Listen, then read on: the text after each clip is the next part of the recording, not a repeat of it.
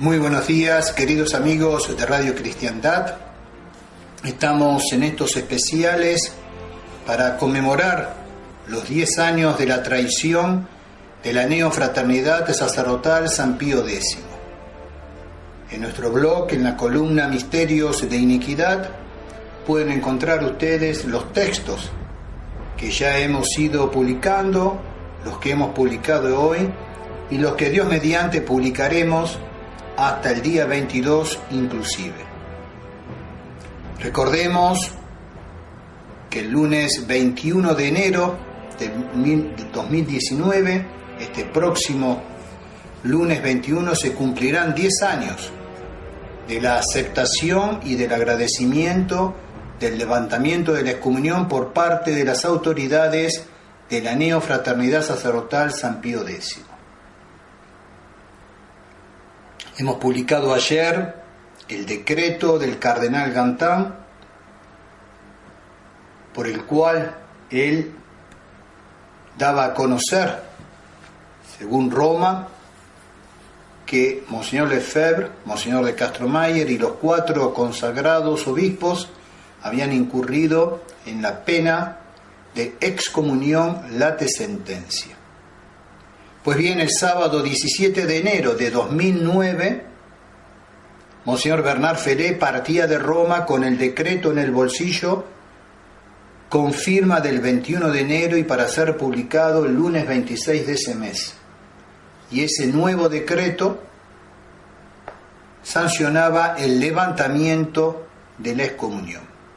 La traición estaba consumada y a 10 años de tal felonía vamos nosotros publicando diversos documentos que la muestran, puesto que ni siquiera hace falta probarla. En la entrega de hoy presentamos extractos de 4 documentos. De una conferencia de Monseñor Lefebvre durante el retiro sacerdotal del 9 de septiembre de 1988, es decir, posterior a las consagraciones episcopales, las respuestas del padre Smithberger, superior general de la fraternidad de aquel entonces, a una declaración de don Gerard en julio de 1988. Parte del trabajo de Monseñor Tissier contra la carta de Juan Pablo II, Ecclesia Dei Afflicta, y ese trabajo es de 1989.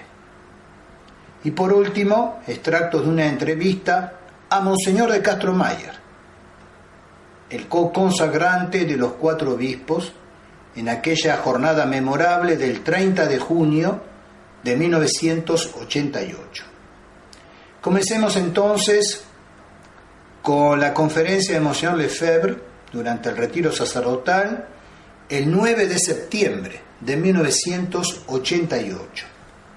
Después de las consagraciones episcopales, se había suscitado toda una serie de discusiones al respecto de la visibilidad de la Iglesia, de salir o no salir, si se salía o no se salía, de la visibilidad de la Iglesia, en definitiva de la Iglesia, y a eso respondieron tanto Monseñor Lefebvre como el superior general, el padre Smithberger, en forma directa, y también veremos que de otra manera, Monseñor Tissier y Monseñor de Castromayer. Entonces, en aquella conferencia del 9 de septiembre de 1988, Monseñor Lefebvre decía: salir, por lo tanto, de la Iglesia oficial, en cierta medida sí, por supuesto. El libro del señor Madiran, La herejía del siglo XX, es la historia de la herejía de los obispos. Si uno no quiere perder su alma, es necesario salir de este medio de los obispos. Pero no es suficiente, porque es en Roma donde está instalada la herejía. Si los obispos son herejes, incluso sin tomar este término en el sentido y con las consecuencias canónicas, no es sin la influencia de Roma. Si nos alejamos de estas personas, es absolutamente como con las personas que tienen SIDA. No hay ningún deseo de contagiárselo. Ahora bien, tienen sida espiritual, enfermedades contagiosas transmisibles. Si uno quiere mantener la salud, es necesario no ir con ellos. Terminante lo de Monseñor Lefebvre. Vengamos ahora al padre Smithberger, el superior general de la fraternidad, en 1988. Y él responde a una serie de declaraciones de don Gerard, que era el superior del monasterio benedictino del Barrú. Esto fue en julio de 1988.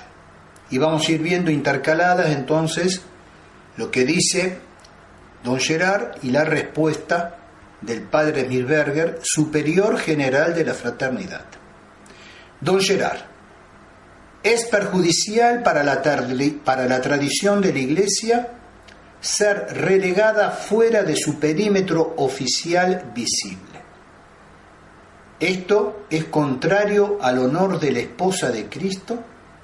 La visibilidad de la Iglesia es una de sus características esenciales. Nota del padre Smithberger: ¿no sería conforme al plan de la providencia que la tradición católica de la Iglesia no sea reintegrada al pluralismo de la Iglesia conciliar, mientras ésta manche el honor de la Iglesia católica y oscurezca tanto su unidad como su visibilidad? Cristo sufrió fuera de las puertas de Jerusalén, dice San Pablo, y añade: por lo tanto, para ir a Él, salgamos fuera del campamento vistiendo su oprobio. Y cita la carta de San Pablo a los Hebreos, capítulo 13, versículos 12 y 13. Don Gerard había dicho: es lamentable que los benedictinos, que son descartados, sean solamente aquellos que específicamente conservan su tradición litúrgica. Y el padre Smithberger le responde: al contrario, es una marca de honor para Le Barrú ser rechazados por los otros benedictinos por haber permanecido completamente leal a la misa de siempre, y por esta razón convertirse en un maravilloso signo de contradicción.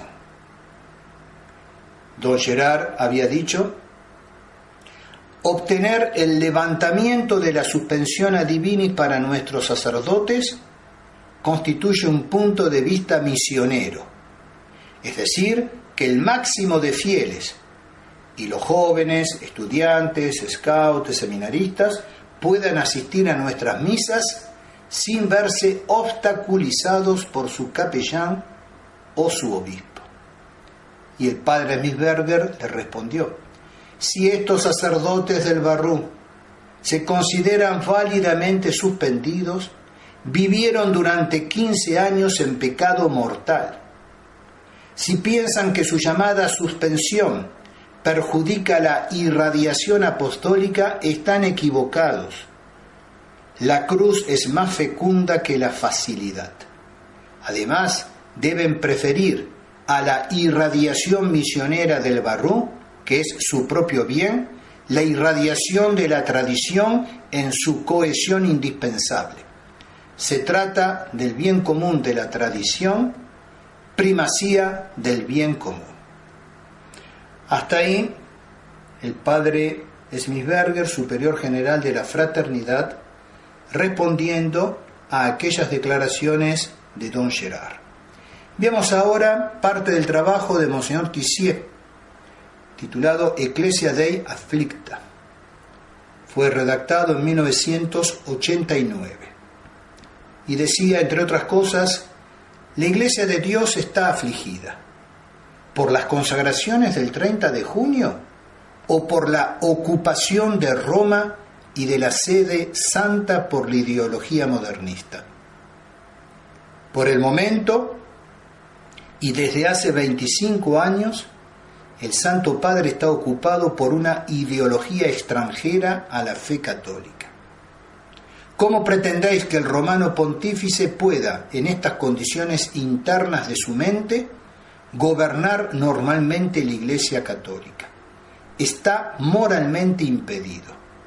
Por ejemplo, es imposible que proporcione buenos obispos a la Iglesia sin exigir de ellos y a corto plazo lealtad al Concilio Vaticano II y el reconocimiento de la legitimidad de la Misa Nueva. En una situación tal, el arzobispo Lefebvre ha interpretado la intención habitual implícita del Papa en contra, fatalmente, de la intención actual y explícita de este último. Hemos demostrado que las consagraciones son legítimas y no cismáticas, habida cuenta de la Roma ocupada y del romano pontífice impedido de gobernar rectamente la Iglesia. Concluyamos, la ruptura esencial es bien de naturaleza doctrinal, pero no se trata de un cisma del arzobispo Lefebvre con la Iglesia. Es la ruptura, por no decir el cisma, porque no tenemos la autoridad para pronunciarlo, ruptura de la Iglesia del Concilio Vaticano II y de la Roma ocupada con la verdadera tradición viviente. La declaración de excomunión del arzobispo fiel, de su colega en el episcopado y de sus 4 hijos es la declaración oficial por Roma de esta última ruptura. Es la Roma ocupada la que declara su ruptura con la tradición, por no decir su propio cisma y su propia excomunión. En cuanto a nosotros, no declaramos sino que seguimos en comunión con todos los papas de la Iglesia Católica que precedió a esta Iglesia conciliar que aflige y que mancha el rostro de la esposa inmaculada de Jesucristo. Y para terminar, de una entrevista a Monseñor Antonio de Castro Mayer en enero de 1990. El periodista le pregunta: ¿cree posible una reconciliación con Roma? Y Monseñor Antonio de Castro Mayer responde: no existe oposición entre nosotros y la Roma de los apóstoles, la Roma católica regada por la sangre de los mártires. Basta que las autoridades de la Iglesia se reconcilien con la tradición infalible de Roma, que condenen las desviaciones del Concilio Vaticano II y las locuras de este mal espíritu del concilio, y la reconciliación será automática, ipso facto. El periodista le pregunta: ¿la excomunión lo deja indiferente?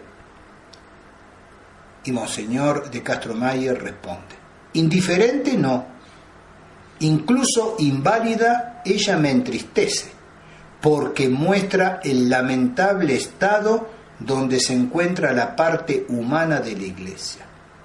Muestra la intensidad de la aversión que los miembros actuales de la jerarquía alimentan hacia lo que la Iglesia siempre ha hecho. Mientras que piden perdón a los peores enemigos de la Iglesia, los luteranos, los anglicanos, los judíos, alejan de su comunión a los hijos más fieles de la Santa Iglesia. Y para terminar, el periodista le sugiere qué mensaje quiere enviar a nuestros lectores.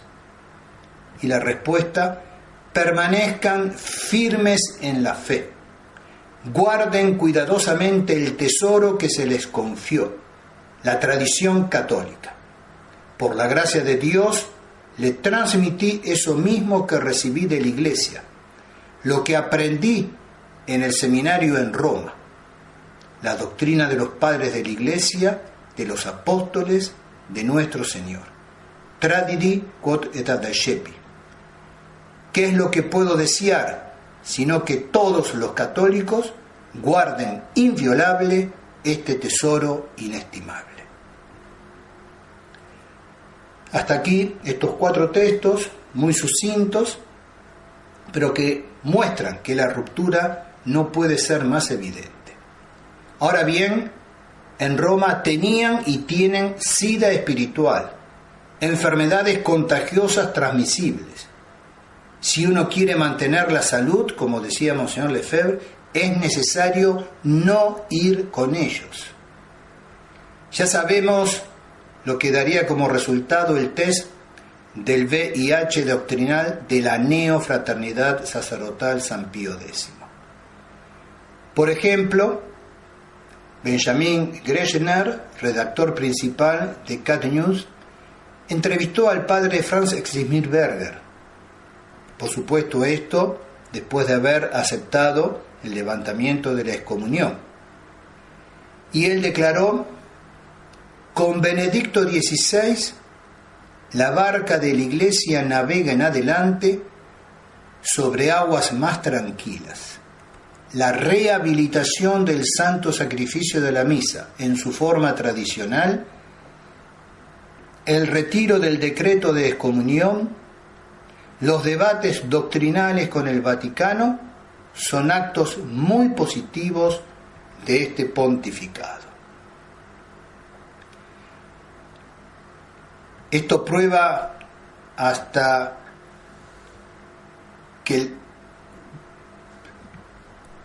SIDA ha causado ya el síndrome de inmunodeficiencia adquirida en la neofraternidad. Esto prueba que se han contagiado ya del SIDA espiritual. En efecto, la fraternidad hoy es sacudida por tratativas secretas que concluyen en señuelos y trampas, como el motu propio y el levantamiento de las excomuniones. Un motu propio que consagra la nueva misa bastarda como norma y que solo da a la verdadera misa una autorización de la que no tenemos necesidad desde el indulto a perpetuidad con que la cubrió su santidad San Pío V. La misa nueva ha sido relegada en lo extraordinario, reservada a minorías de los nostálgicos en curso de desaparición. Un levantamiento de las excomuniones que no hace más que confirmar la validez pretendida de dichas excomuniones. Aquel que otrora dijo: no sería conforme al plan de la providencia que la tradición católica de la Iglesia no sea reintegrada al pluralismo de la Iglesia conciliar, mientras ésta manche el honor de la Iglesia católica y oscurezca tanto su unidad como su visibilidad.